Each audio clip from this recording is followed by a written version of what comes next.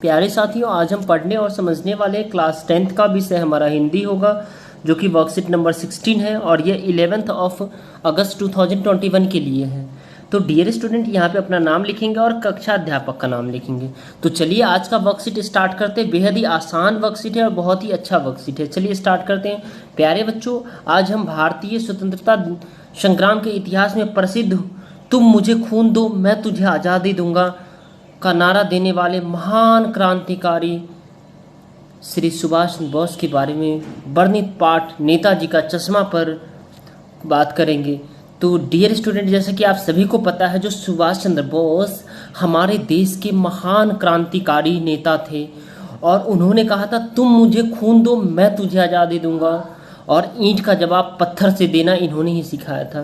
क्योंकि ये जब डियर स्टूडेंट जब ये 23 वर्ष की अवस्था में थे, ठीक है, इनका जन्म 23 जनवरी 1897 की हुआ था, बंगाल प्रांत के कटक जिले में। इन्हें बंगाली बाबू भी कहते थे और वे पढ़ने लिखने में बहुत अच्छे थे और वे हर परीक्षा में अपनी कक्षा में प्रथम आते थे। उन्हें जब वो नेताजी सुभाष चंद्र बोस अंग्रेजी स्कूल में पढ़ते थे तो अंग्रेजों अध्यापकों का बर्ताव अच्छा नहीं लगता था। यही कारण था कि धीरे धीरे उनको अंग्रेजों से घृणा होने लगी थी और वो BA पास करके ICS की परीक्षा उत्तीर्ण करने के बाद वो बिलायत भेजेगा। वहाँ भी भारत के लोगों के साथ काले गोले का भेदभाव देकर उन्हें बड़ा दुख हुआ था डियर स्टूडेंट। तो जब बिलायत से भारत आने पर उन्हें जिला कलेक्टर बनाया गया, लेकिन उनका मन था अंग्रेजी सरकार की नौकरी नहीं करना चाहते थे और उन दिनों गांधी जी ने अंग्रेजी सरकार के खिलाफ आंदोलन छेड़ रखा था। तो उनके आंदोलन में ये कूद पड़े और उन्होंने ICS से त्यागपत्र दे दिया और कहा देश गुलाम रहने तक शादी नहीं करने की प्रतिज्ञा की थी। तो ऐसे हमारे वीर सपूत सुभाष चंद्र बोस थे। तो जैसा कि इस पाठ के प्रसिद्ध कहानीकार स्वयं प्रकाश जी है और इनको लिखने वाले स्वयं प्रकाश जी है। क्या आपको नहीं लगता कि नेताजी के बारे में बात हो, पहले लेखक स्वयं प्रकाश जी के बारे में जान लेना चाहिए। हिंदी समकालीन साहित्य में महत्वपूर्ण स्थान रखने वाले साहित्यकार स्वयं प्रकाश जी का जन्म जो है ना डियर स्टूडेंट, इनका जन्म 1947 के इंदौर में हुए थे और मध्य प्रदेश में हुआ था। उनका बचपन राजस्थान में बीता था और मैकेनिकल इंजीनियर में पढ़ाई करके एक औद्योगिक प्रतिष्ठान में नौकरी की और सेवानिवृत्ति के बाद वे भोपाल में भी रहते थे। राइट, सेवानिवृत्ति के बाद वे भोपाल में रहते थे और वसुधा पत्रिका के संपादन से जुड़े हुए थे। उनका 13 कहानी संग्रह प्रकाशित है, जिनमें प्रमुख है आएंगे अच्छे दिन, आदमी जात का आदमी, सूरज कब निकलेगा, संधान, बीच में विनय और ईंधन उनके चर्चित उपन्यास है। उन्हें पहल सम्मान, बनमाली सम्मान, राजस्थान साहित्य अकादमी पुरस्कार से सम्मानित किया जा चुका है।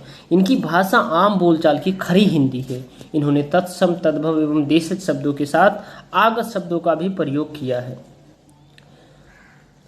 हवलदार साहब को हर 15 दिन कंपनी के काम के सिलसिले में उस कस्बे से गुजरना पड़ता था। कस्बा बहुत बड़ी नहीं थी जिसे पक्का मकान कहा जा सकता, वैसे ही मकान और जिसे बाजार कहा जा सके, वैसा एक बाजार था। कस्बा में एक लड़कों का स्कूल था, एक लड़कियों का स्कूल था। यानी कस्बा में शहर होता है डियर स्टूडेंट, छोटा सा शहर, जिसमें एक लड़कों का स्कूल था, एक लड़कियों का स्कूल था, एक सीमेंट का छोटा सा कारखाना था, 2 ओपन एयर सिनेमा घर और एक ठो नगर पालिका भी थी।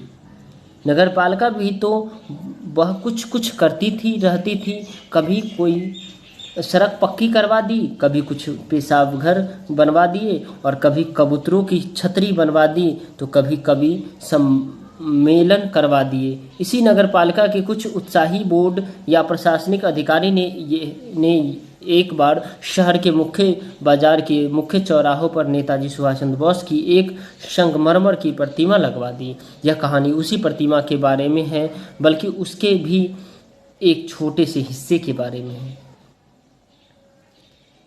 चलिए, तो ये अनुच्छेद जो था, इस अनुसार स्वयं प्रकाश जी की प्रमुख रचनाओं के नाम लिखिए।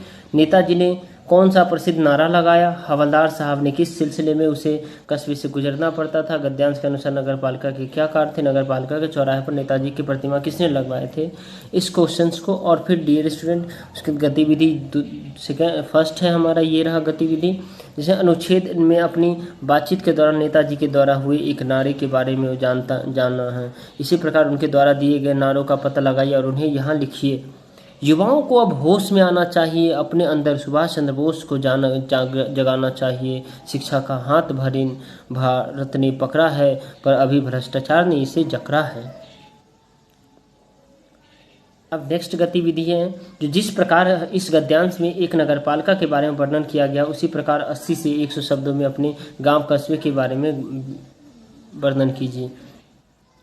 तो पहला क्वेश्चन है डियर स्टूडेंट, स्वयं प्रकाश जी की रचनाओं के बारे में लिखिए। तो आएंगे अच्छे दिन, आदमी जात का, आज सूरज कब निकलेगा, संसाधन, उपन्यास, बीच में विनय और ईंधन आदि स्वयं प्रकाश जी की प्रमुख रचनाएं हैं। नेक्स्ट है, नेताजी ने कौन सा प्रसिद्ध नारा दिया था? तो तुम मुझे खून दो मैं तुझे आज़ादी दूंगा का नारा नेताजी ने दिया था।